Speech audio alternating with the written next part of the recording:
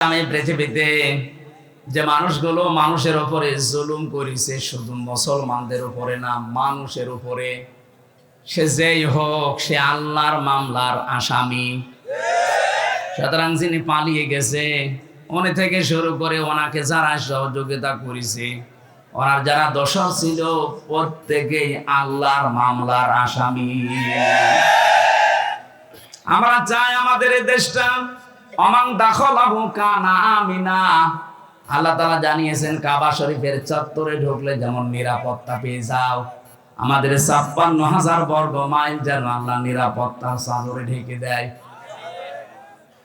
এখন ওখানে যেমন নিরাপত্তা আছে, বাংলাদেশ থেকে কাবা শরীফ কমপক্ষে ৬,০০০ কিলোমিটার। কত?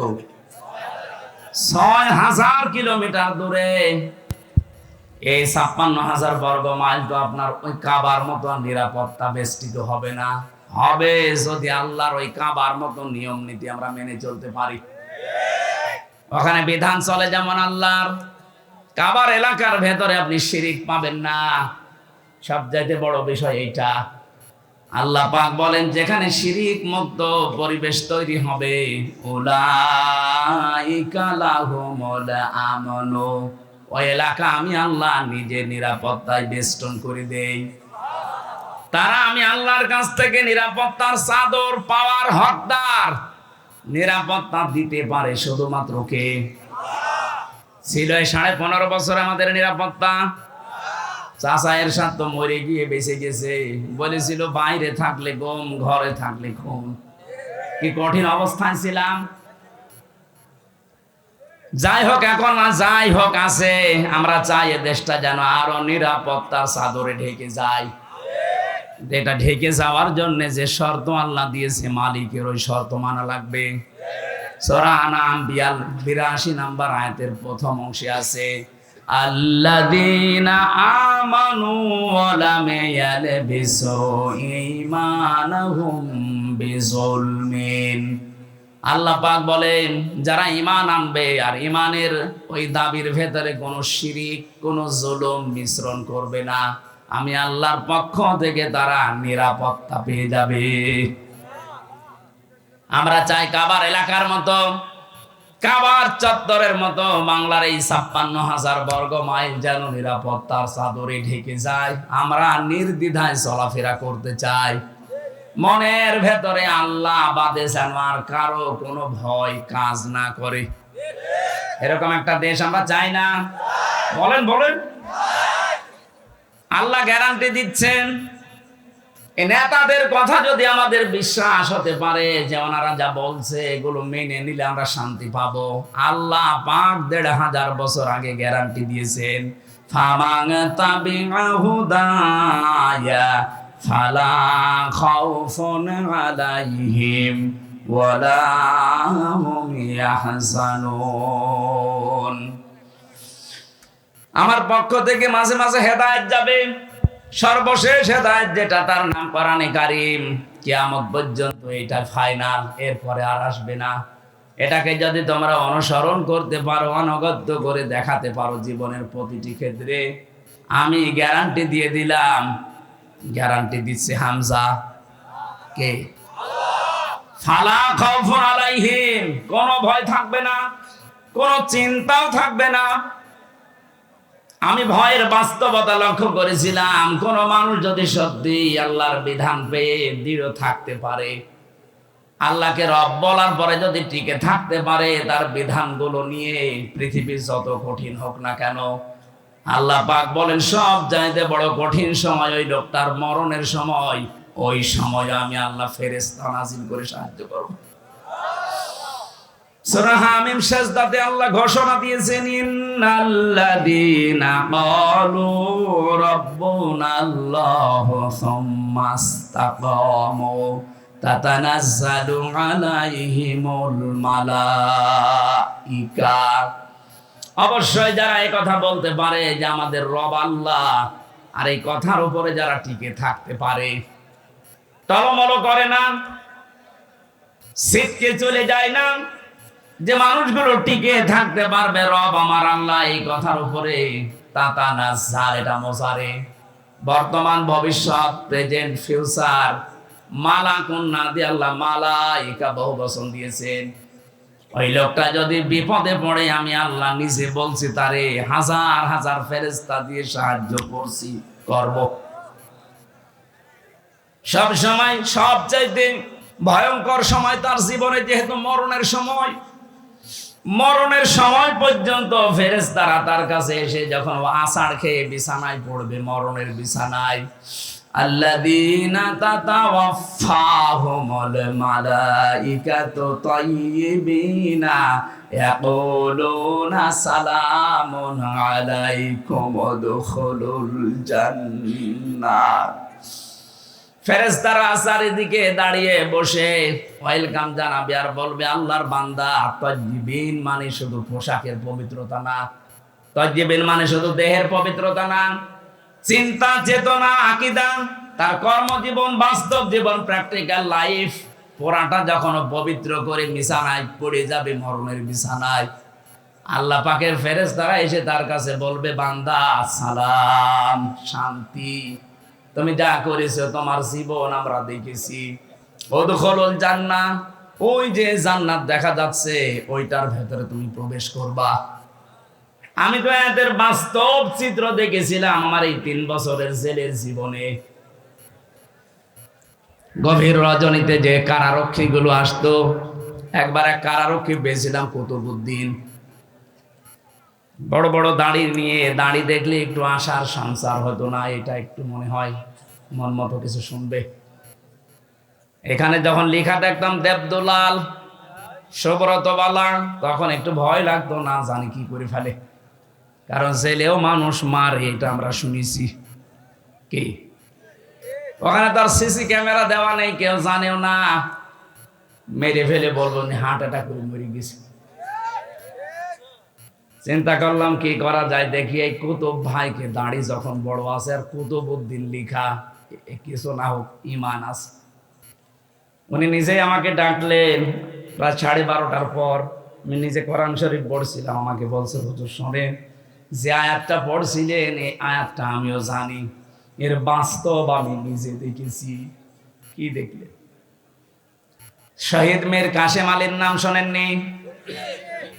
এ লোকটার যখন ফাঁসি হবে মাত্র 3 ঘন্টা বাকি আছে, ওই দিন আমার দায়িত্ব ছিল। ওনাকে যে বললাম স্যার মাত্র 3 ঘন্টা সময় আছে, আপনি প্রস্তুতি নেন না কেন? শহীদ মীর কাশেম আলী রহমতুল্লাহ আলাইহি উনি ডাক দিয়ে বলছে আল্লাহর বান্দা কুতুব ভাই, 3 ঘন্টা তো অনেক সময়, এক কাজ করেন, আমি 2 ঘন্টা ঘুমিয়ে গেলাম, 1 ঘন্টা আগে আমারে জাগিয়ে দেবেন। দেখলাম ঠিক উনি ঘুমিয়ে পড়েছে। 2 ঘন্টা পরে ওনারে জাগালাম, গোসল করলেন, অজু করে নামাজ আদায় করে একটা কফি বানালেন, 2 জন খেলাম। এরপরে আমারে বলছে আমি প্রস্তুতি নিয়েছি, শাহজাহান জল্লাদকে ডাক দেন, চলেন। মনে হচ্ছে উনি শ্বশুর বাড়ি যাবে। আমারে বলছিল হামজা ভাই, এতে কঠিন পরিস্থিতিতে যার 3টা ঘন্টা পরে ফাঁসি হবে, সে নিজেও জানে যে দুনিয়ার জীবন শেষ আজকে আমার, মাত্র আর 3টা ঘন্টা আমার জীবনে বাকি আছে। সে 2 ঘন্টা ঠিক আরামে ঘুমিয়ে গেল, ওর ঘুম আসলো কি করে? বলছি হ্যাঁ, যে আয়াত পড়লাম এই আয়াতটা আমি নিজে বাস্তবে তার জীবনে দেখতে পাচ্ছি। আল্লাহ পাক জানিয়েছে যে তার জীবনটা পবিত্র করতে পারবে। ইয়াকুলুনা সালামুন, ফেরেশতারা তার সামনে এসে বলবে আল্লাহর বান্দা শান্তি তোমার উপরে বর্ষিত হোক, উদখুলুল জান্নাহ, ওই যে জান্নাত দেখতে পাচ্ছ তাড়াতাড়ি যাও, ওখানে প্রবেশ করা লাগবে। সূরা হামিম সাজদার ওই আয়াতটা এর সাথে মিল আছে। যারা আল্লাহকে রব বলার পরে সত্যি সত্যি যত ঝড় ঝাপটা আসুক না কেন, যারা টিকে থাকতে পারে তাদের ঈমান বিক্রি করে না। এই মানুষগুলোর জন্য আল্লাহ যে ফেরেশতা পাঠায়, এটা মীর কাশেম আলী নিজে প্রমাণ দিয়েছেন। ফেরেশতারা এসে যখন এই কথা বলে, আল্লাহ তাখাফু, ভয় পাবেন না আল্লাহর বান্দা, ওয়ালা তাহজানু, চিন্তাও করবেন না। তাফসীরে মুনিরের ভেতরে পড়েছি কিসের ভয় কিসের চিন্তা, মানুষ হিসাবে দুর্বলতা আসতেই পারে, চিন্তা ভয় যে আমার বউ আছে বাইরে, আমার ছেলে ব্যারিস্টার আরমান গুম হয়ে আছে, একদিন 2 দিন 5 দিন না 8 বছর। তাও তো সাধারণ পাগল ছাগল ছেলে হইলে মেনে নিয়েছে, তো ব্যারিস্টার।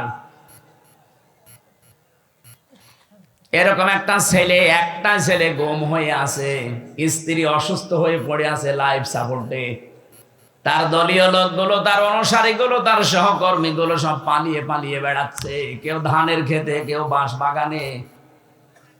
1-2 দিন না 15টা বছর জীবনের উপরে বাঁশ গাড়ি চলছে।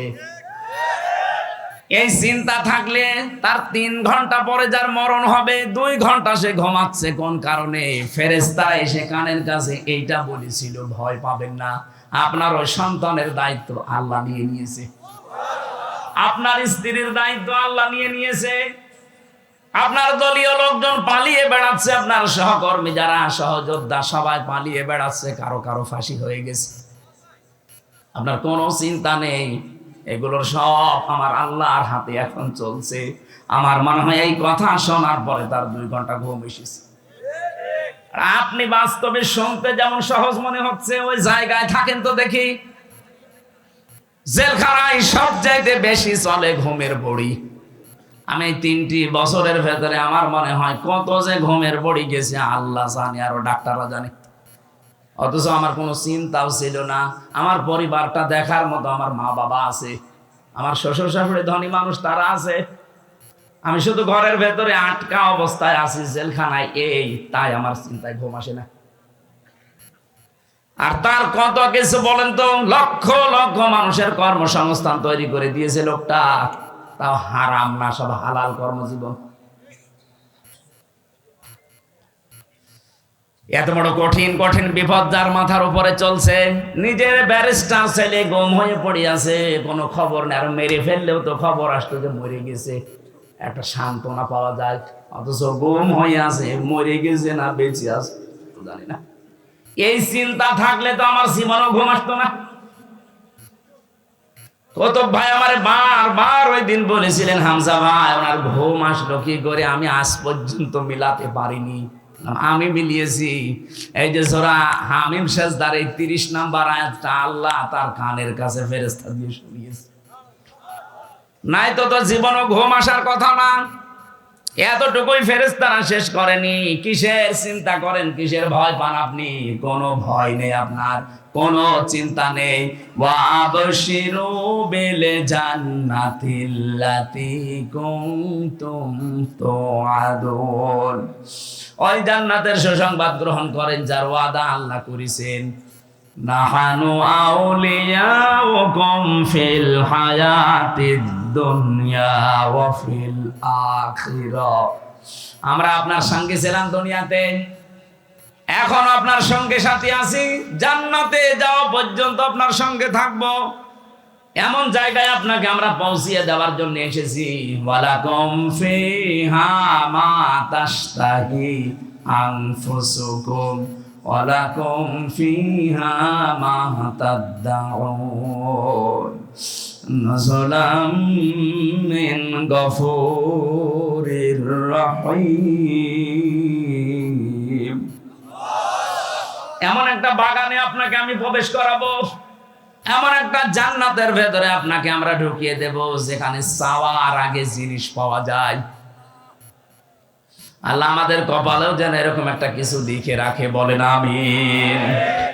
দয়াময়ের পক্ষ থেকে এটা বিশাল একটা মেহমানদারি। সিরাজগঞ্জবাসী, আমি আয়াতটা তুলেছিলাম এই কারণে, সত্যি সত্যি যদি আমরা এই পৃথিবীতে আল্লাহকে রব বলার পর টিকে থাকতে পারি, পরিস্থিতি যতই কঠিন হোক, একটা অজানা সুখ, অনির্বচন সুখ আপনাকে আল্লাহ দান করবেন, যেটা পাওয়ার জন্য ওই যোগ্যতা, ওই লেভেলে যাওয়া লাগবে।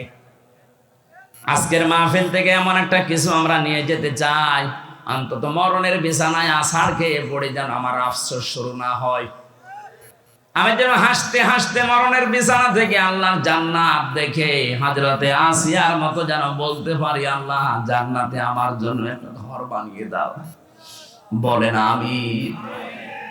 যেহেতু কথাটা এসেছে, আমি মেয়েদেরকে বলছি, সম্মানিত মা বোনেরা, পৃথিবীতে আপনার স্বামী, অনেক মহিলা কল দিয়ে বলে আপনি খালি মেয়েদের কথা বলেন, পুরুষের বিরুদ্ধে বলতে পারেন না।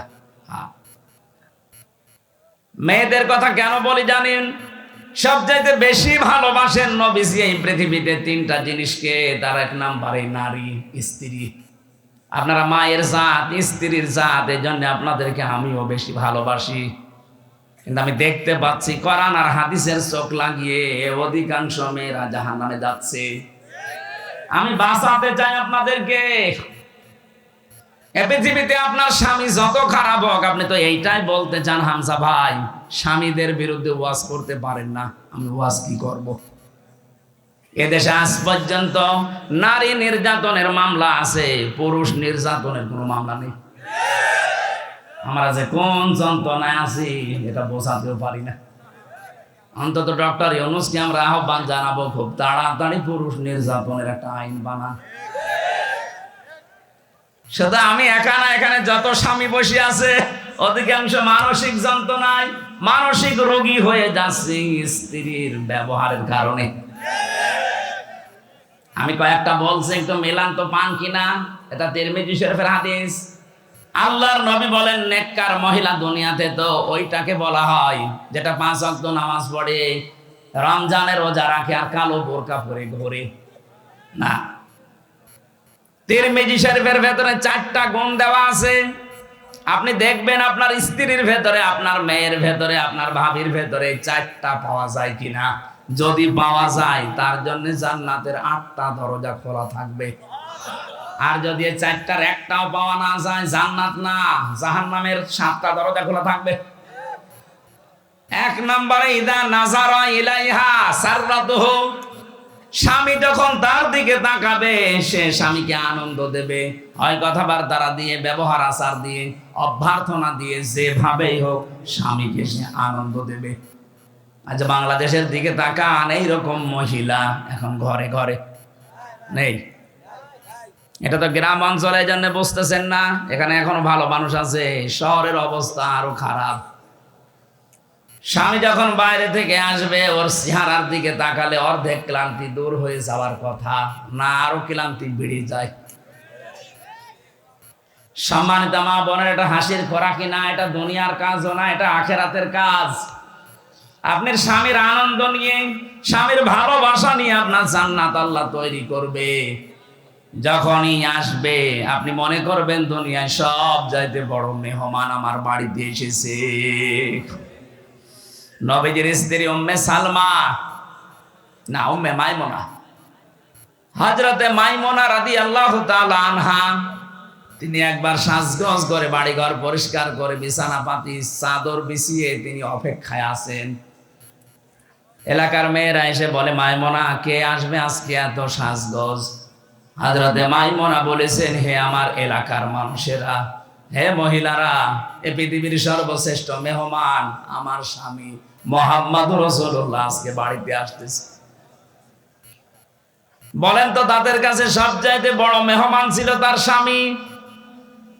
আর এখন যদি ঘর বাড়ি একটু পরিষ্কার করে, বিছানায় চাদর নতুনটা বিছায়, এলাকার মেয়ে লোক যদি জিজ্ঞাসা করে, কি গো আজকে এত সাজগোজ, এমনকি স্বামীও যদি তাকে বলে, কি গো আজকে এত বেশি সাজগোজ, কে আসবে? বলবে, জানো না, লোক আসবে। তার মানে আপনি ওর কাছে লোকই না। কি আপনি কি ওর কাছে? কিছুই না। ওর বিয়ে আসবে বলে এত সাজগোজ করে বসে আছে। আপনি জিজ্ঞাসা করলেও বলবে, আজকে জানো না লোক আসবে। আমি কি লোক না? সম্মানিত মা বোনেরা, আপনার এই কাজটা পরিবারে হচ্ছে না। স্বামীকে এই সম্মান জানান না, সম্মান রাখেন না স্বামীর। এই কারণে আজ হাজারো স্বামী পরকীয়া প্রেম করে। দেখলেন, এখানে ওই রোগের রোগী আছে। হাজারো মেয়ে লোক বসে আসে দেখলাম। সম্মানিত মা বোনেরা, আপনার কারণে আজ স্বামী পরকীয়া প্রেম করছে। দোষ শুধু স্বামীর একা না, আপনারও আছে।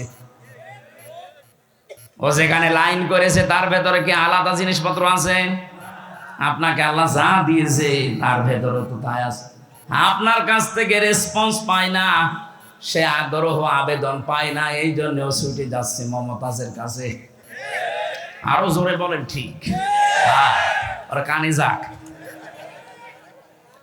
সাজতে চায় না। কেউ যদি স্বামীকে আকৃষ্ট করার জন্য আয়নার সামনে বসে বসে সাজগোজ করে, ও যতক্ষণ সাজবে নফল নামাজের সওয়াব পাবে। বলে নামাজই পড়ে না, কিসের নফল নামাজ।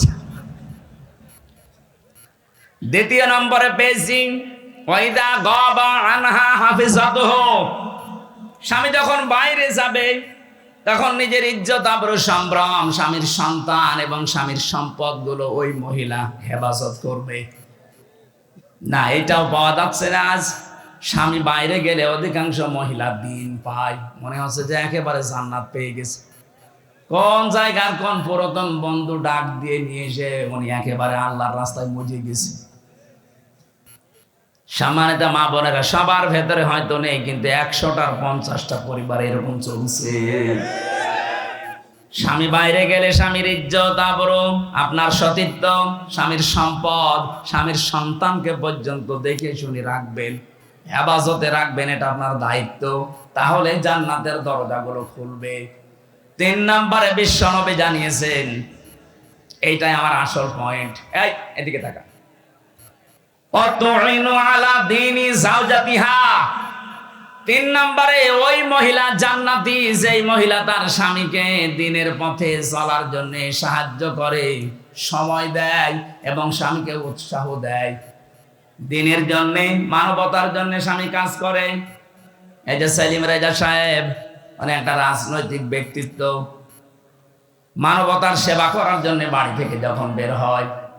অধ্যাপক শাহিন সাহেব মানবতার সেবার জন্য দিন প্রসারে দিন কায়েমে বাড়ি থেকে বের হয়। যতক্ষণ বাইরে থাকে স্বামীর জন্য আশায় থাকবে, আর স্বামীকে বাহবা দেবে, উৎসাহ যোগাবে। যদি সংসারে অভাবও হয়, স্বামীকে উল্টা পাল্টা কিছু শোনাবে না। যতক্ষণ পর্যন্ত আপনি স্বামীর সাহায্যে থাকবেন, হ্যাঁ, দেখবেন যে মানবতার কাজ করে কিনা, ইসলামের কাজ করে কিনা। যতক্ষণ বাইরে আছে আপনি যদি সাহায্য করেন, সহযোগিতা করেন, যদি তাকে উৎসাহ যোগান, জান্নাতের 8টা দরজায় মনে করবেন আপনার জন্য খোলা আছে। 4 নাম্বারটা, এটা আর একটু কঠিন। নবীজি বলেন, স্বামী যেটা পছন্দ করে ওটা যদি জায়েজ হয়, জীবন থাকতে তোমাকে মেনে নেওয়া লাগবে। সিরাজগঞ্জের মা বোনেরা, আমি নিজে একজন স্বামী, আমি আমার ঈমান থেকে বলছি, যত স্বামী এখানে বসে আছে, প্রত্যেকটা স্বামী আমরা চাই বিয়ের পরে যেন আমাদের মা বাবা আমাদের সাথে থাকে। এটা চান না? 100টা পরিবারের 98টা মহিলা এটা চায় না। সে দিনদার মহিলাও বলেন আর বেদিনদার বলেন, বদ্দিন মহিলা, দিনদার মহিলা, সবার এখন এই আচরণ না, আমি তোমার মা বাবার সাথে থাকতে পারবো না। কোরআন শরীফ আমার সামনে, আমি হাত দিয়ে বলছি, আমি স্বামী হিসাবে দাবি করছি, যদি সত্যি আমার মন আমার স্ত্রী 100 ভাগ পেতে চাই, ও যেন ওর মা বাবার সাথে যা করে আমার মা বাবার সাথে ওইরকম করা লাগবে। কথা বলছেন নাই তো জীবন আপনি আমার মন পাবেন না। সংসার করার জন্য উপরে উপরে হয়তো ভালোবাসা দেখাতে পারে, কিন্তু ভেতরে আমার জ্বলে পুড়ে ছাই হয়ে যাবে। সম্মানিত মা বোনের, এই ভুলটা জীবনও করবেন না। স্বামীর মা বাবা, স্বামীর বোন আর ভাই, এদের সাথে যত ভালো আচরণ করতে পারবেন, আপনি স্বামীর কাছ থেকে তত ভালোবাসা মহাব্বত বেশি পাবেন। আর স্বামীকে নিজের আয়ত্তে রাখার জন্য এর চাইতে বড় ঔষধ আর নেই। আজ হাজারো পরিবারে আমরা দেখতে পাচ্ছি, অধিকাংশ পরিবারে স্বামী বাধ্য হয় মা বাবাকে আলাদা করে দিতে, এমনকি বাড়ি থেকে বের করে দিচ্ছে, বৃদ্ধাশ্রমে রেখে আসতেছে। কয়েকদিন আগে আমি নীলফামারীর কিশোরগঞ্জ গিয়েছিলাম, ওখানে দেখে একটা বৃদ্ধাশ্রম, আমরা নিয়ে গেল দেখার জন্যে। এই লাইনে প্রায় 25 জন, এই লাইনে 25 জন মা আর বাবা বসে আছে। তাদের চোখের দিকে তাকালে আমার মনে হচ্ছে প্রত্যেকটা মা বাবা সন্তানের জন্য বরদোয়া করছে, অথচ তাদের তো ছেলে মেয়ে আছে আমার মতো। কোন ছেলে কখনো চায় না মাকে বাবাকে আমি বৃদ্ধাশ্রমে দিয়ে আসি, না, সে যত খারাপ ছেলে হোক। এটা বাধ্য হয় বোর কারণে। আর এই বউকে পানি পোড়া খাওয়ায় ওই বোর মা আর ওর বড় বোন। ওখান থেকে বারবার টিপস দেয়, কতদিন আর থাকবি, আলাদা হয়ে যা, আরামে খেতে পারবি। এরকম ছোট মনের বউ দেশে নেই। কার কার বর এরকম মন ছোট, হাত তোলেন তো দেখি। না, এই এলাকায় আমার মনে হয় এই হাদিস বলা ঠিক হলো না। আলহামদুলিল্লাহ এলাকার মেয়েরা ভালো আছে, সম্মানিত আমার মনেরা, আমি মাফ চেয়ে নিচ্ছি এই হাদিস বলার কারণে। না, বললাম এই কারণে, যদি মেনে নিতে পারেন আলহামদুলিল্লাহ আরো ভালো হবে। আপনার স্বামী খারাপ আমিও জানি, তা আপনার স্বামী এত খারাপ না যে তার চরিত্র ফেরাউনের মতো। আপনি যে বর দোয়া দেন কিছু হলে একটু শোনেন কোরআন কি বলছে।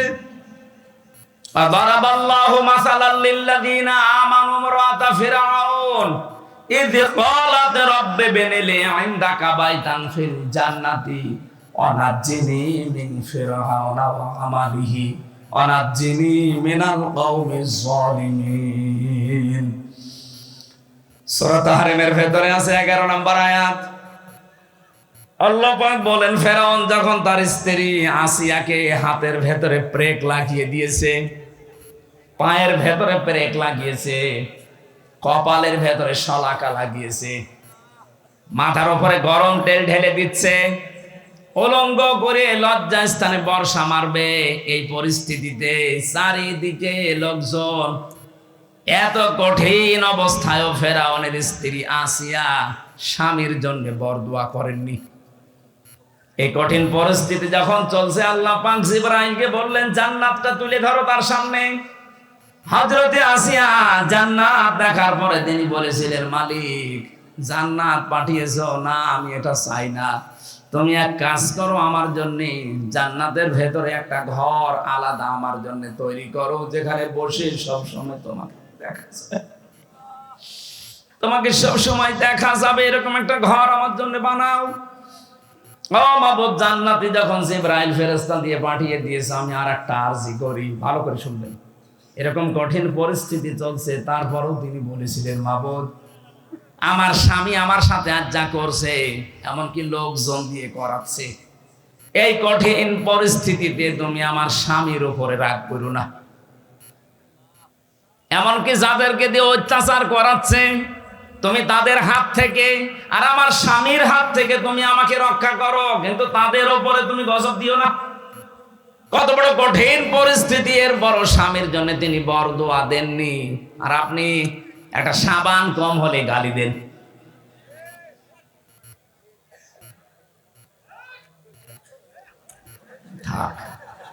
তার মানে এই এলাকায় এরকম স্বামী আছে, আমরা এখন টের পাচ্ছি না। মা বোনেরা, শুধু নামাজ পড়ে রোজা রেখে কালো বোরকা পরে আপনি জান্নাত যেতে পারবেন না। ফেরাউনের মতো স্বামী তো আপনার কপালে জোটেনি, কোন কারণে আপনি উল্টাপাল্টা খোটা দেন? আমি আজকে হাদিস একটা লিখেছিলাম, বিশ্ব নবী জানিয়েছেন 6 প্রকার নারীকে আল্লাহ বিনা হিসাবে বিচারও করবে না, জাহান্নামে দিয়ে দেবে। এটা তিরমিজি শরীফের হাদিস। 1 নম্বরে, যে মেয়েরা মাথার চুল খোলা রেখে বাড়ির বাইরে যায়, এরকম মহিলা দেশে নেই। দিন আরো বাড়তেছে, দিন যত যাচ্ছে এরকম মহিলা বাড়তেছে। এদের আদর্শ নাকি ফারুকের স্ত্রী তিশা। ফারুকের স্ত্রী তিশা চেনেন না? এর চুল কোনো সময় ঢাকা থাকে। এদেরকে নাকি আদর্শ বানিয়েছে এই মেয়েরা। 2 নম্বরে নবীজি বলেন, যারা স্বামীকে অসম্মান করে, সম্মান দিতে চায় না।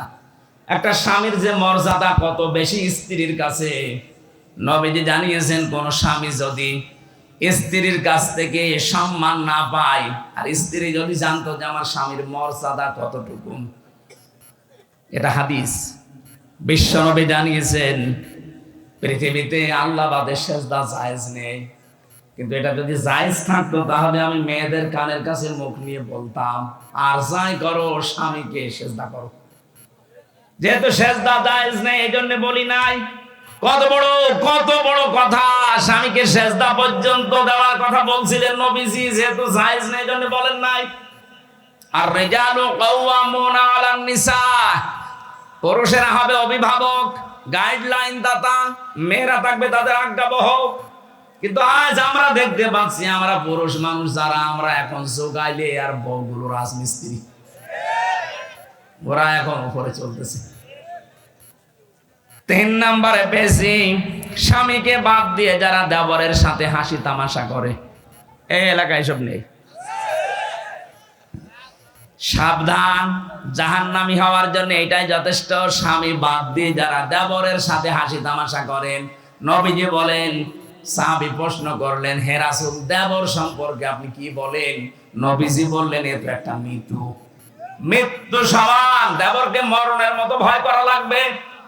আর বলেন না, এটা আমার ছোট ভাই, কয়েকদিন পরে দেখছে আল্লাহর রাস্তায় ওর সাথে চলে গেছে।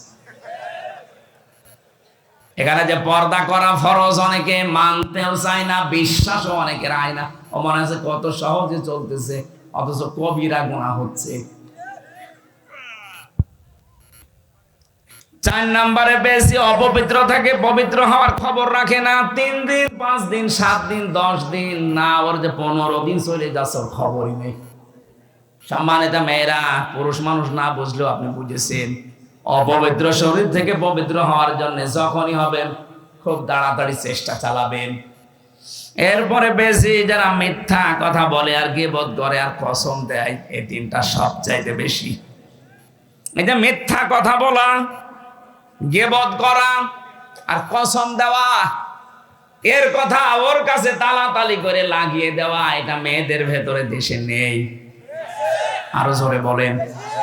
সম্মানিত মা বোনেরা, কারো ভেতরে যদি এই দোষটা থাকে, সে যেন এই মুহূর্তে তাওবা করে ফিরে আসে। এই যে তালাতালি করা, এর কথা ওর কাছে লাগানো, ওর কথা ওর কাছে লাগিয়ে মানুষের সম্পর্কে ফাটল ধরায়, নষ্ট করে দেয়।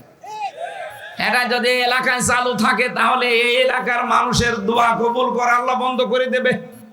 সে যত বড় হুজুর দিয়ে দোয়া করান। মুসা নবীর জামানায় একবার বৃষ্টি বন্ধ ছিল। চাটিয়াল ময়দানে উম্মতদেরকে নিয়ে তিনি নামাজ আদায় করে দোয়া করলেন, রব্বুল আলামিন, বৃষ্টি তো বন্ধ করে দিয়েছো, বৃষ্টি বন্ধ করে দিলে দুনিয়ার কোনো ক্ষমতা নেই বৃষ্টি নাজিল করা, আছে না? قل أرأيتم إن أصبح ماؤكم غورا فمن يأتيكم بماء معين। আল্লাহ পাক বলেন, নবী ওদেরকে বলেন তো, পানির লেয়ার যদি আমি কমিয়ে দেই, নিচে নামিয়ে দেই, ওদের কোন বাবা আছে পানির লেয়ার উপরে তুলে দেবে? কেউ পারবে না। বৃষ্টি দেওয়ার মালিক আমি আল্লাযী জাআলা লাকুমুল আরদা ফিরাশাও ওয়া আনজালা মিনাস সামাই মাআ। জমিনকে যিনি বানিয়েছেন বিছানার মতো, আর আকাশ থেকে যিনি পানি নাজিল করেন, এ দায়িত্ব কার?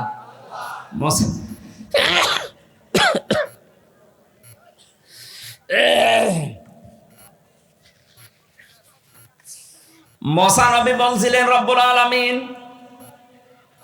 আকাশের পানি যেহেতু বন্ধ হয়ে গেছে, আমার তো কষ্ট হচ্ছে, কিন্তু এইগুলো তো আমার উম্মত, কিন্তু তোমার তো বান্দা, তোমার বান্দার জন্য তোমার মায়া লাগে না? আল্লাহ বলেন, মায়া লাগে, তাহলে বৃষ্টি দাও না। না, এ কথা শোনা যাবে না। মায়া লাগে কিন্তু আমি বৃষ্টি দেব না। হযরতে মুসা নাছর বান্দা ছিলেন, কারণ আল্লাহ তার সাথে কথা বলতেন কালিমুল্লাহ। আল্লাহ মাঝে মাঝে বলতেন, মুসা, আমি তোমাকে আমার নিজের জন্য বানিয়েছি। তুমি যখন বারবার নাছর বান্দা বলো না বৃষ্টি দেওয়া লাগবে, আমি কিন্তু বিরক্ত হয়ে গেছি, কেন বৃষ্টি দেব? আমি দেব না। মুসা নবী বলে, আল্লাহ, এগুলো আমার উম্মত, আমার মায়া লাগছে, কতদিন হয়ে গেল, তাড়াতাড়ি বৃষ্টি দাও। আল্লাহ পাক বলেন, হ্যাঁ, আমি বৃষ্টি দিতে পারি, কিন্তু তুমি যাদেরকে নিয়ে দোয়া করছো, এদের ভেতরে একজন নামিমা, তালাতালি করা মহিলা আছে। এই মহিলা যতক্ষণ বের হয়ে না যাবে, তুমি মুসা নবী হওয়ার পরও তোমাদের দোয়া আমি ফেরত দিয়ে দেব, কবুল করব না। হযরতে মুসা ইবনে রাগান্বিত রবি ছিলেন, রাগ হলে তার টুপি দিয়ে চুল খাড়া হয়ে বেরিয়ে যেত। ডাক দিয়ে বলে, মাবুদ, তুমি শুধু ওই মহিলার নাম বলো, দেখো কি করি।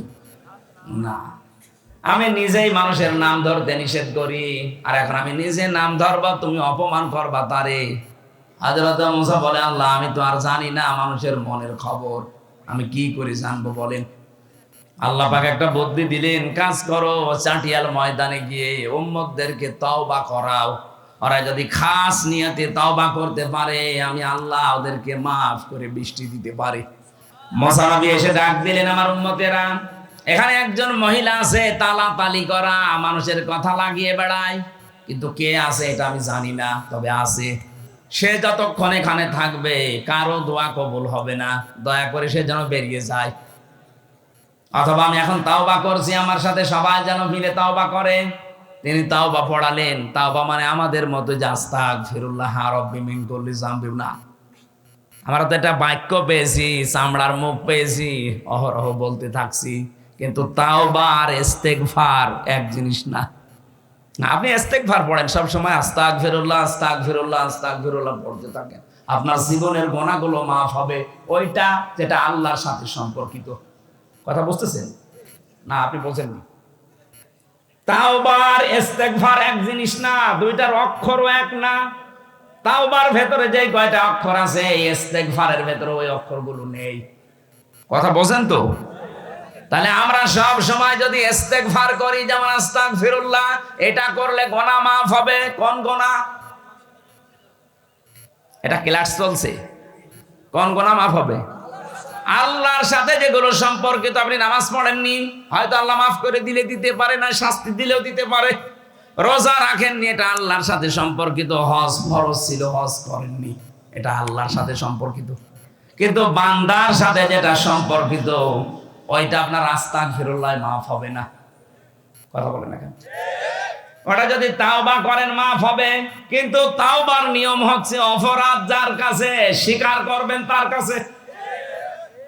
এই 15.5 বছরে আপনি যার যার ক্ষতি করেছেন, কাউকে মিথ্যা মামলা দিয়ে, মিথ্যা সাক্ষী দিয়ে জীবনটা নষ্ট করে দিয়েছেন। কথা বলেন। এই যে আমার এই 3 বছর নষ্ট করে দিলেন। আমার বাবার প্রায় 30 থেকে 32 লাখ টাকা আপনি নিয়েছেন এই 3 বছরে। কত মানুষকে গুম করেছেন, খুন করেছেন, আয়না ঘরে রেখেছেন। আয়না ঘরের ভেতরে কিছু মানুষকে আমি তো ঢিলাম 10 দিন, দেখেছি এত বড় বড় নখ হয়ে গেছে মানুষের, চুল দাড়ি গপ মনে হচ্ছে জঙ্গল থেকে বেরিয়ে আসতেছে। আমরা যখন রিমান্ড শেষ করে নিয়েছে তো রাতের বেলা দেখতাম এই নখ, এত বড় বড় নখ দিয়ে দেওয়ালের সাথে খুশিয়ে খুশিয়ে লিখেছে যে ভাই এই নাম্বারটা একটু বাইরে জানাবেন যে আমি বেশি আছি। 2 দিন 5 দিন না, 2 বছর 5 বছর 8 বছর 10 বছর 14 বছরের মানুষ আমি পেয়েছি। আপনি টের পাচ্ছেন? মুফতি ফখরুল ইসলাম আমার সাথে ছিল। উনি এসে আমারে বলতো, হামজা ভাই আপনার সাথে কি করেছে আমি জানি না, তবে আমার এই পায়ের ভেতর দিয়ে এভাবে হাত ধরে দিয়েছে, এভাবে হাত দিয়ে সামনে যে লোহার ব্যারিকেড দেওয়া ওর সাথে হাত হ্যান্ডকাপ দিয়ে লাগিয়ে দিয়েছে। আরে ভাই এভাবে 2 মিনিট 5 মিনিট 1 ঘন্টা লাগলেই তো মাজা ব্যথা হয়ে যায়। বছরের পর বছর মাত্র 1.5 থেকে 2 মিনিট সময় দিত টয়লেট করার জন্য। সকালে কয়েকটা পচা ছোলা দিয়ে যেত, দুপুরে 1 বাটি খাবার দিয়েছে, মনে হচ্ছে কেউ মাখিয়ে রেখে গেছে, পারলে খান না পারলে ফেলে দেন। এভাবে 8 বছর 10 বছর 14 বছর আমি পেয়েছিলাম মানুষকে। যখনই ওই দেওয়ালের ওইটা পড়তাম যে ভাই যদি বাইরে যেতে পারেন এই নাম্বারটা একটু জানাবেন যে আমি বেশি আছি। আপনি এই কাজ করলেন আর এখন বলছেন আস্তাগফিরুল্লাহ। আপনি কি আল্লাহর কাছে দোষ করেছেন? দোষ করেছেন হামজার কাছে। এই কথা বলেন না কেন? এই জন্য তাওবা যদি কেউ করতে চান, মুসা নবী তাওবা পড়াচ্ছে, আর আমরা বিভিন্ন দরবারে গেলে আজকে তাওবা পড়ি আস্তাগফিরুল্লাহ। আরে ভাই আস্তাগফিরুল্লাহ পড়ছেন কোন কারণে? আপনি পড়েছেন আল্লাহর কাছে দোষ করলে পড়েন। আপনি তো দোষ করেছেন 15.5 বছরে বান্দার কাছে। আপনার কারণে এই মানুষগুলো, হাজারো মানুষ ব্যবসা করতে পারে না, গাছতলায় বাসতলায় ধানের খেতে সময় কাটিয়ে যায়। কথা বলেন। আর আপনি এখন আস্তাগফিরুল্লাহ পড়বেন। তার ছেলেটা গুম করে রেখেছেন, তার মেয়েটাকে আপনি ঠিক মতো পড়াশোনা করতে দেননি, আর পড়াশোনা যাই করুক জায়গা মতো উঠতে দেননি, বৈষম্যের শিকার বানিয়ে রেখেছেন, এমনকি জেলখানায় পর্যন্ত অত্যাচার করেছেন আপনি। আলেমদেরকে আপনি এত কষ্ট দিয়েছেন জেলখানার ভেতরে, আমি নিজে তো সাক্ষী। সরকারি মোবাইল সবাই 7 দিন পর 1 দিন পায়, অথচ আলেমদেরকে দেওয়া হতো না। এমনকি যোগাযোগ বিচ্ছিন্ন করে 24 ঘন্টা ফাঁসির ওই কন্টেম ফেলে তালাবদ্ধ করে রাখবে। কারোর সাথে দেখা সাক্ষাৎ নেই, বাড়ির কি অবস্থা কেউ জানবে না। কেন আপনি এমন করলেন? আমি কি করেছিলাম? কয়েকদিন আগে আমার মামলা সব খারিজ হয়ে গেছে, আদালত কর্তৃক প্রমাণিত যে আমি নির্দোষ, আমার কোনো দোষ নেই। তাহলে নির্দোষ মানুষকে আপনি এই কষ্ট দিলেন। আমি চাই যদি আপনি মাপ পেতে চান, শুধু আস্তাগফিরুল্লাহ জীবনও হবে না, আগে আমার ক্ষতিপূরণ দেন, আমার এই 30-32 লাখ টাকা ফেরত দেন, 3 বছর আমার মতো জেলখানায় থাকেন যোগাযোগ বিচ্ছিন্ন হয়ে। আর পাহারাদার পাঠাতেন একটা, মুসলমান পাঠাতে পারেন না, পাঠাতেন সব মালায়ন, দেবদোলাল, সুব্রত বালা, আশিক কুমার, কি নাম দেখেছেন? ওর কাছে কি আলেম সালেম আছে? যা করেছেন জীবন আস্তাগফিরুল্লাহ মাফ হবে না। 15.5 বছরে যার কাছে যে অপরাধ করেছেন, আগে তার কাছে যে ক্ষমা চাবেন এবং তার ক্ষতিপূরণ দেওয়া লাগবে আপনাকে। এলাকায় যত জালেম ছিল, যে জালেম গুলো পালিয়েছে তো পালিয়েছে, যদি আসে কোনোদিন তালিকা করে রাখবেন, মোড়ে মোড়ে টাঙিয়ে দেবেন, কোন জালেম যেন কিয়ামতের আগে দেশে আসতে না পারে।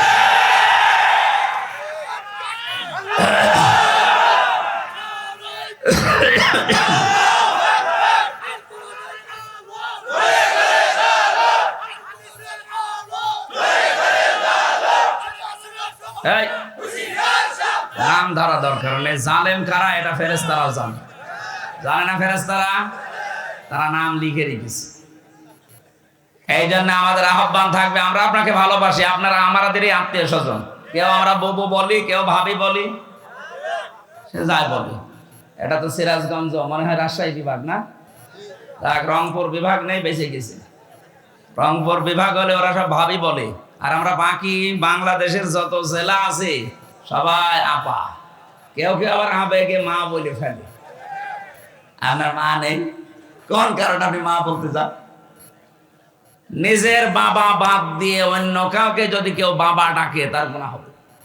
বলেন শ্বশুর, আরে শ্বশুরকে বাবা বলা যায় যাচ্ছে, কারণ সে হাফ বাবা, সে যা আপনাকে দিয়েছে ওইটা না দিলে আপনি দুনিয়ায় কত জেনা করতেন আপনি জানেন। সুতরাং তাকে আপনি বাবা বলবেন। শ্বশুরকে বাবা বলা যায় যাচ্ছে না? নেই, আছে।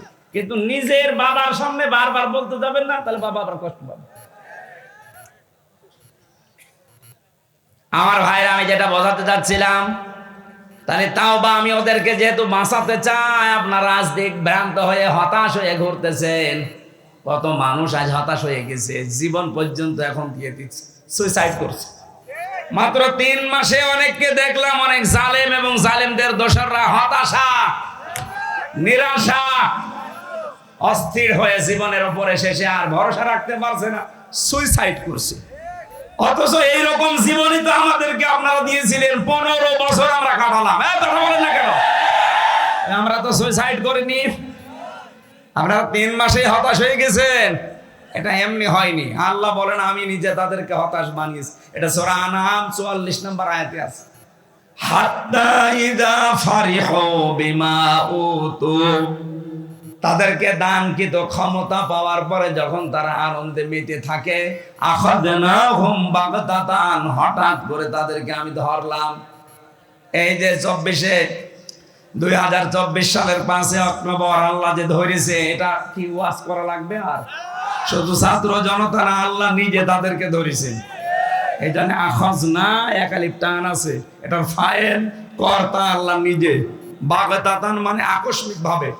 আল্লাহ যে আকস্মিক ভাবে তাদেরকে ধরেছে তার প্রমাণ ওরা দুপুরের খাবারও খেতে পারেনি, কত শখ করে রান্না করেছিল।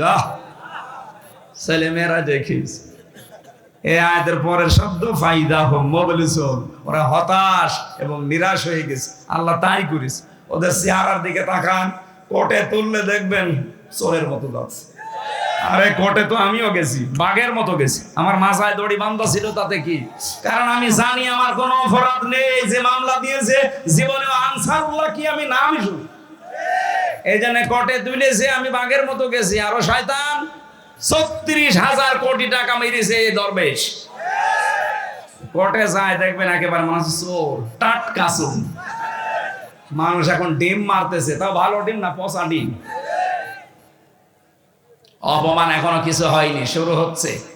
দিন যত যাবে জালেমদের প্রতি আল্লাহ নিজে লানত দেবে, ওয়ালাহুম আযাবুম মুহিন, নিকৃষ্টতম শাস্তি ওদেরকে আল্লাহ দেবেই। সূরা আলে ইমরান। এর বাস্তব প্রমাণ এই কালামানিক কলার পাতায় পর্যন্ত শুইছে, বিসি উড়ে গেছে, বিসি উড়ে যায়নি, ওর সংসার করার কাজ শেষ, সংসার করবা, জনগণ বিসি উড়িয়ে দিয়েছে। এখানে জালেমদের অধপতন শুরু হয়েছে। এখনো যারা আশায় আছেন বুক বেঁধে না, আপা আসতেছে। কিসের আপা? এই পৃথিবীর ইতিহাস এইটা। কোন স্বৈরাচার যারা চলে গেছে জীবনে কোনোদিন ফিরে এসেছে এটার ইতিহাস নেই।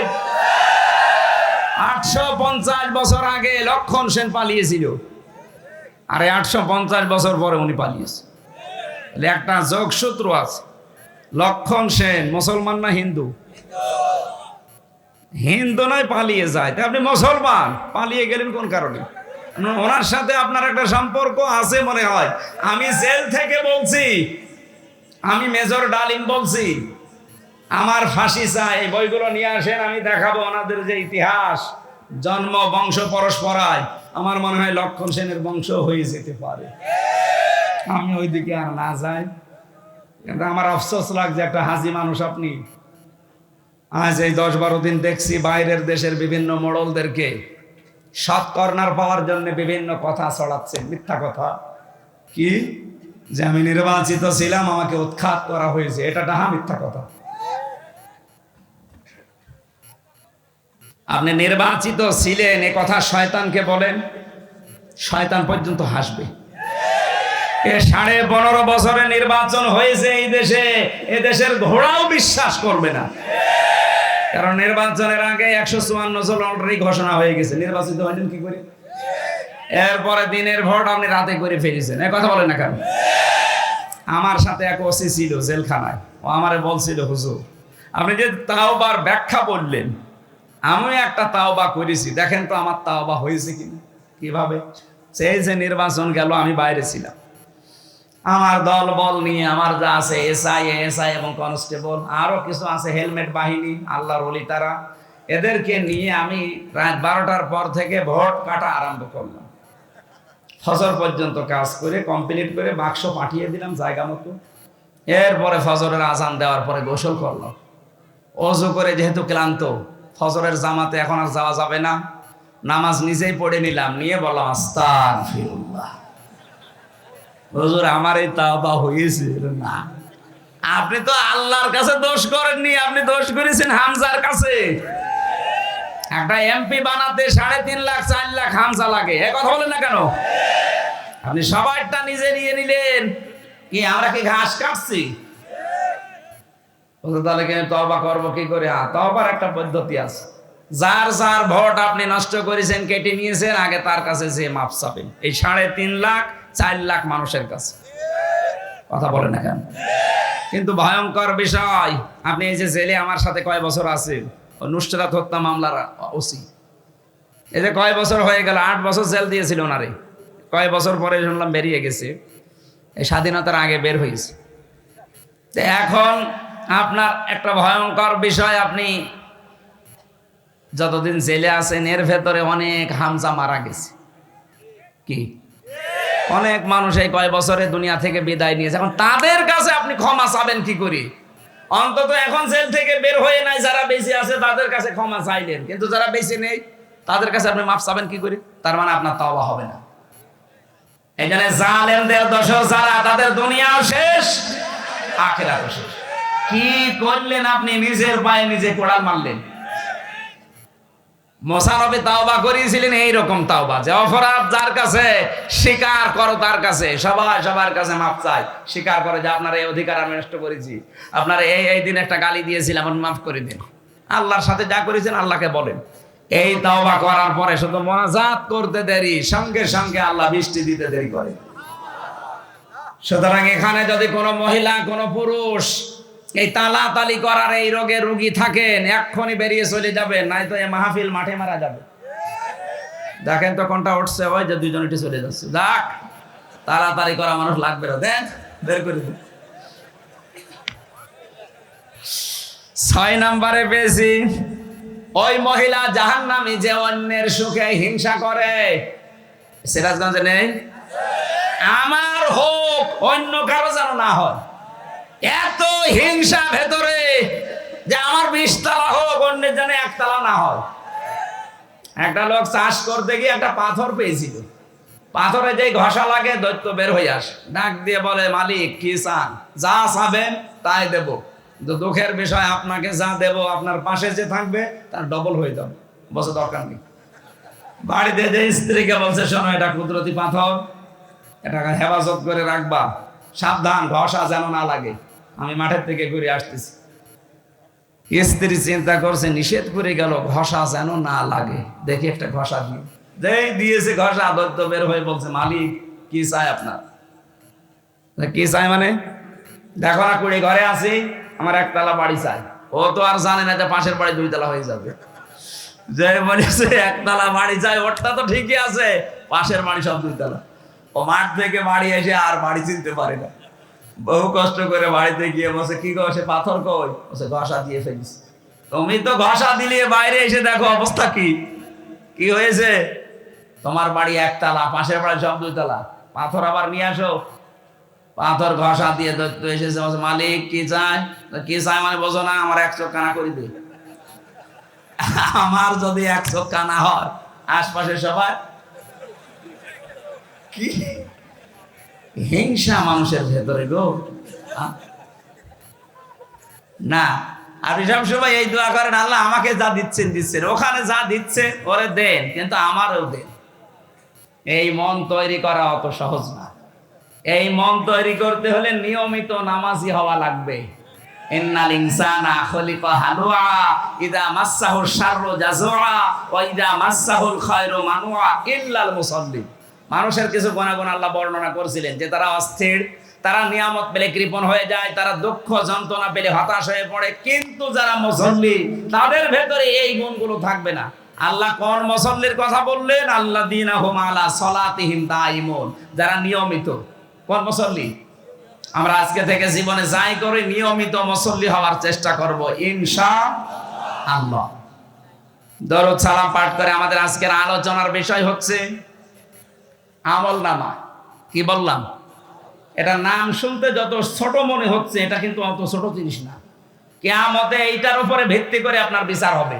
মনে করেন একটা কিয়ামত কায়েম হয়ে গেছে, একেবারে সামনাসামনি আপনাকে আল্লাহ ডাক দিচ্ছে। আল্লাহ রাব্বুল আলামিন মনে করেন হামজাকে ডাক দিয়ে বলছে, এদিকে আসো, আমার সামনে দাঁড়াও।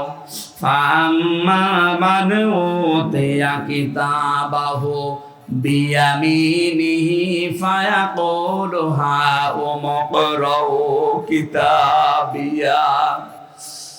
যাকে আমি আল্লাহ ডান হাতে আমলনামাটা ধরিয়ে দেব, ওর জীবনী দেখার পর এ মানুষটা আমলনামা হাতে নিয়ে পড়তে থাকবে আনন্দে, আর মানুষকে বলতে থাকবে, ইন্নী যানানতু আন্নী মুলাকিন হিসাবিয়া, অবশ্যই আমি বিশ্বাস করতাম যে আমার হিসাব দেওয়া লাগবে। ও সিরাজগঞ্জবাসী, মানুষের জীবন যদি পরিচ্ছন্ন করতে হয়, পরিষ্কার বানাতে হয়, পবিত্র করতে হয়, অবশ্যই আপনাকে হিসাব এটা ভিতরে নিয়ে আসা লাগবে। আপনার দুনিয়ায় যে কাজ করার আগে আখিরাতের এই হিসাবের এটা সামনে নিয়ে আসা লাগবে। আল্লাহ এই জন্যই দিয়েছেন, ইন্নী যানানতু আন্নী মুলাকিন হিসাবিয়া, অবশ্যই আমি এটা বিশ্বাস করতাম দুনিয়ায় যে আমাকে আল্লাহর সামনে হিসাব দেওয়া লাগবে।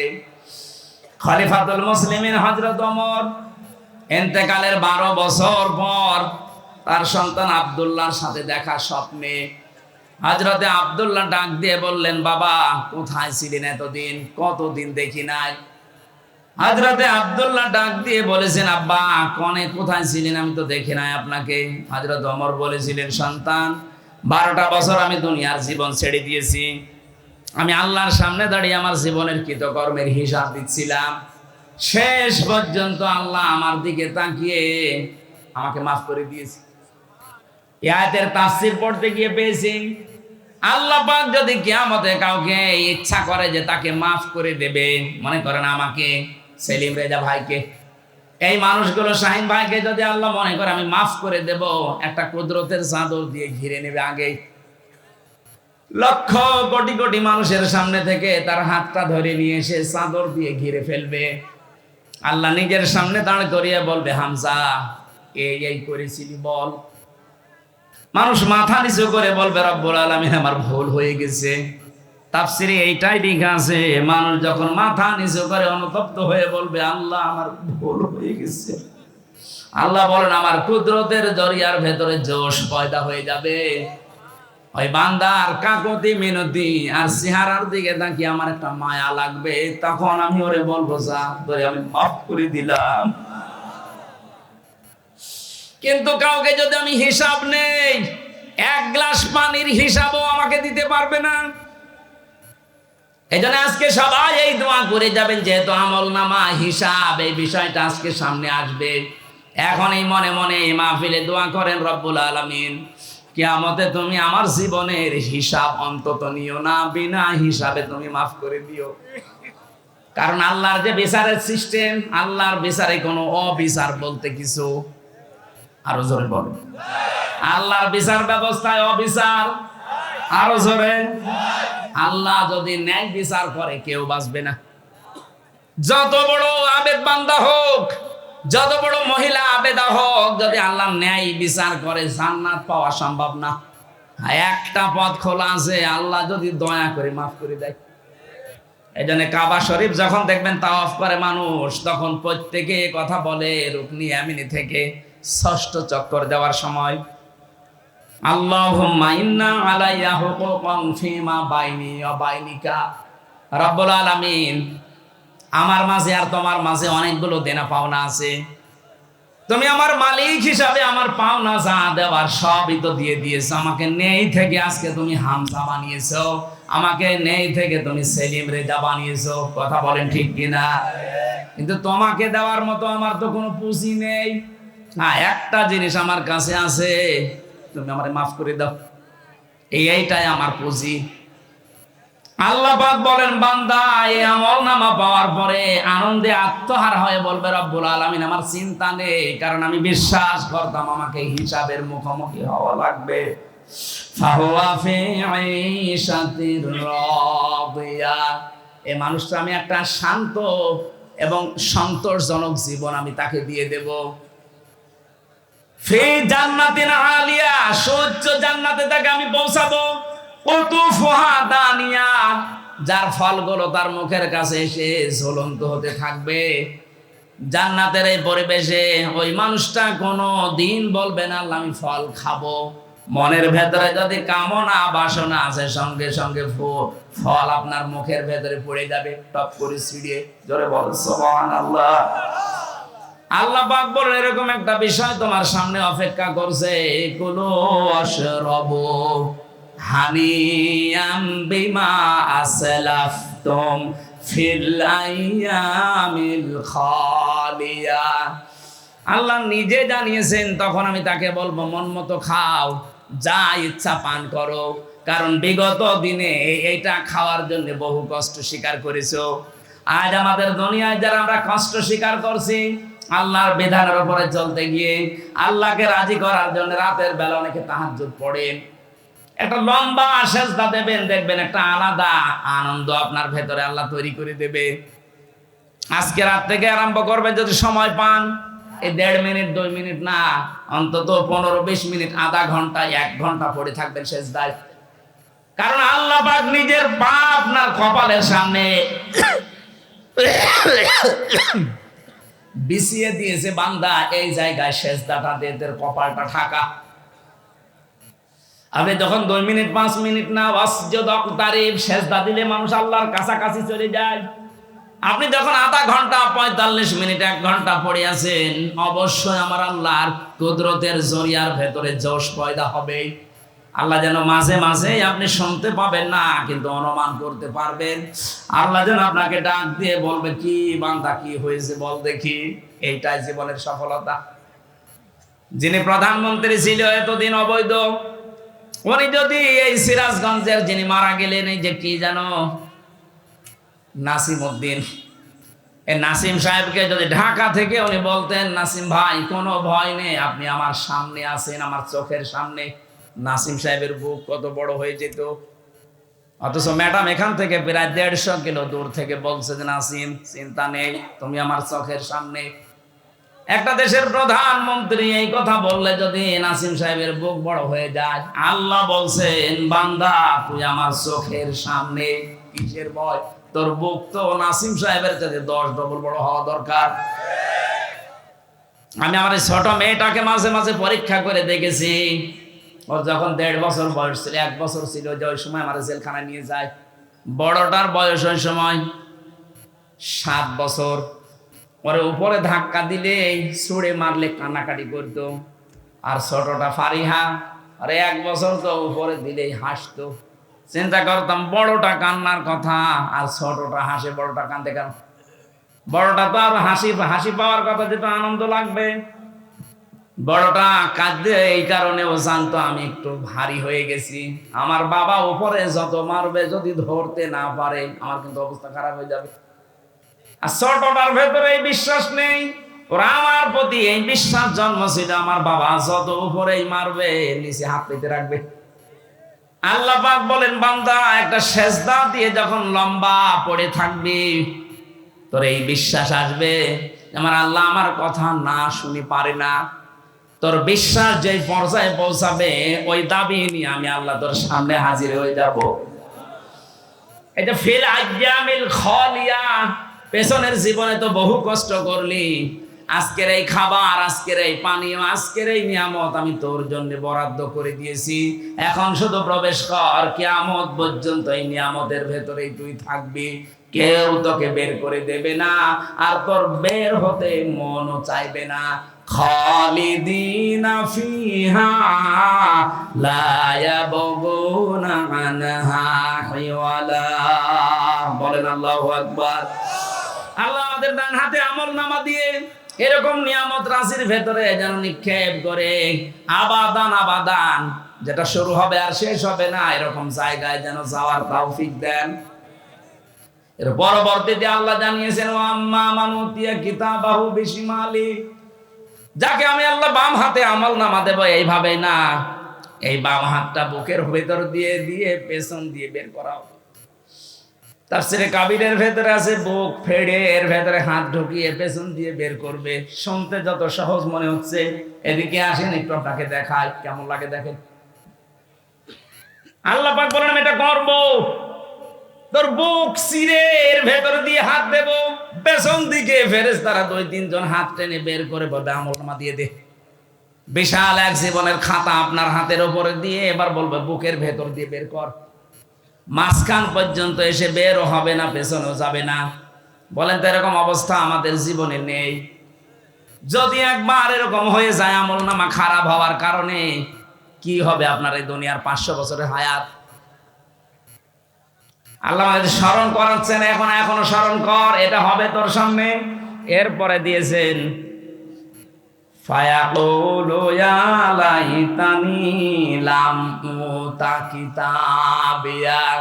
লোকটা বুকের ভেতরে যখন আমলনামাটা বেজে যাবে, খাতাটা বলবে আল্লাহ তুমি যদি এটা না দিতে, এটা যদি আমি না দিতে আমাকে, তাহলে তো ভালো হতো। ওয়ালা মাদিরি মা হিসাবিয়া, আজকে যদি আমার হিসাবই না হতো আমার জন্য সবচাইতে ভালো হতো। ইয়া লাইতাহা কানাতিল কাদিয়া মা গনা আন্নি মালিয়া হালাকা আন্নি সুলতানিয়া। আমার মরণই যদি আমার শেষ হয়ে যেত, মরণের পরে যদি ওঠা লাগবে, আমলনামা দেবে, তাও তো বুকের ভেতর দিয়ে পেছন দিয়ে বের করে আবার আটকিয়ে যাবে। এগুলো যদি আমার মরণেই শেষ হয়ে যেত, আমার যে সম্পদ ছিল, আমার যে বিশাল সম্পদ ওদের কাছে, কই সেই সম্পদ? আমার তো কোনো কাজে আসলো না আজকে। আমার তো মনে হচ্ছে আয়াত পড়ার পরে বাংলাদেশের বহু মানুষ আমরা এই অবস্থায় আছি। এটা বলবো আমরা, হালাকা আন্নি সুলতানিয়া, আমার ক্ষমতা আজকে আমার হাত ছাড়া হয়ে গেছে। আল্লাহ এত রাগান্বিত হয়ে যাবেন, আয়াতটা পড়লে আমার কেমন ভয় লাগে। খুযুহু ফাগুল্লুহু সুম্মা জাহিমা সাল্লু। আল্লাহ ডাক দিয়ে বলবেন ফেরেশতারা ধর, এনা ফারমানকে ধর, জাহান্নামের ভেতরে নিয়ে যা, দাঁড়া। নিয়ে যাওয়ার আগে ইয়া লাইতা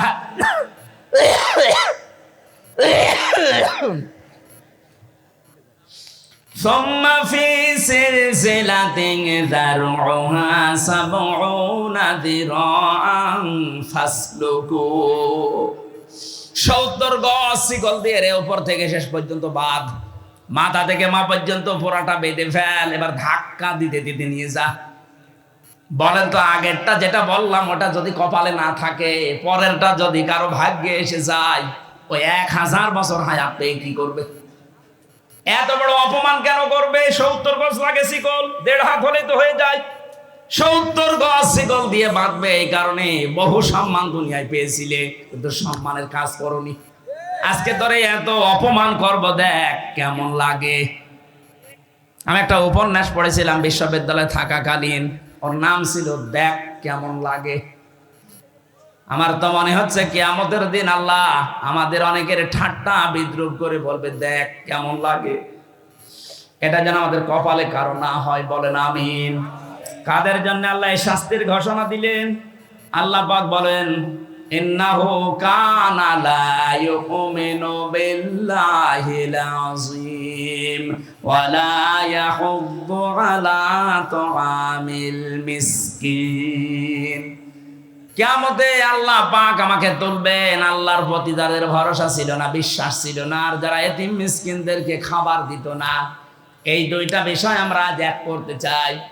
আল্লাহর প্রতি ঈমান, কিয়ামতে জবাব দেওয়া লাগবে, এই বিশ্বাস দৃঢ় করা জাতির ভেতরে, এবং দারিদ্র মুক্ত সমাজের জন্য আমাদের ভূমিকা রাখা লাগবে। শুধু নিজে খেয়ে পরে বাঁচবেন, অন্য কারো খবর রাখবেন না, না। আমরা চাই প্রতিটি মানুষ এদেশে তৈরি হবে, নিজের জন্য যখন চিন্তা করবে তার আশপাশের মানুষের জন্য চিন্তা করবে। যে 15.5 বছর এটা ছিল না, শুধু নিজে খাবো, নিজে পরবো, নিজের হবে, অন্য লোক না খেয়ে।